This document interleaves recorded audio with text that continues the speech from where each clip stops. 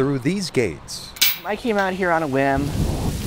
is where two worlds connect. Whenever you have an area with a lot of death in it, you also have surgences of life as well.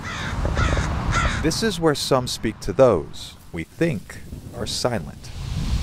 I've been meaning to connect with local spirits recently, and I was drawn to this area, and I sat down by this tree. Like Xavier. I called the goddess Hecate, Hecate Chthoniah, Hecate Dodophilos, guide me along my meditation. But what if This day, that I may connect with local spirits. you want the dead to speak back? People that have that kind of aptitude are more likely to retain their form after death, so they're more likely to exist as spirits. What Xavier doesn't know is that secret was buried here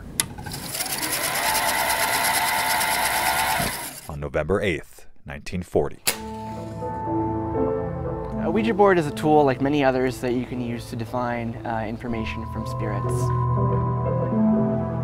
In order for a Ouija board to work, you have to have a sense of belief in that it's going to work.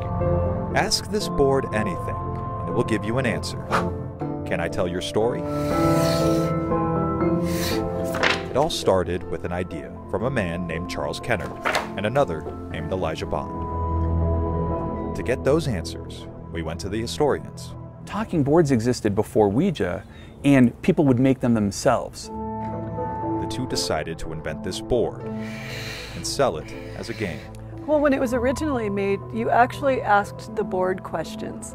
You weren't trying to talk to the spirit world. The Ouija board was named and first manufactured in Baltimore.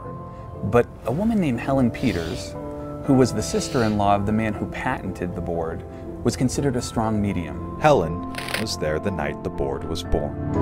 So they decided to ask the board what it wanted to be called.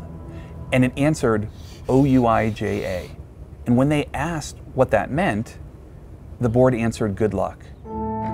So Elijah Bond, who files for the patent, brings Helen Peters with her, and they start to demonstrate it. It goes all the way up to the chief clerk of the patent office. And he says, I don't know you, and you don't know me. But if that contraption can spell out my name, you've got your patent. And with Helen Peters, the mother of the Ouija board, at the board, it spells out his name letter by letter. But the board caused a feud in Helen's family. She moved to Denver. And she lived here from 1896 until 1940 when she died.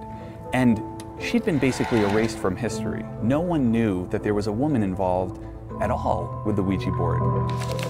Helen gave life to what it is today. We sort of affectionately call her the mother of the Ouija board. Whether it's a game or something more.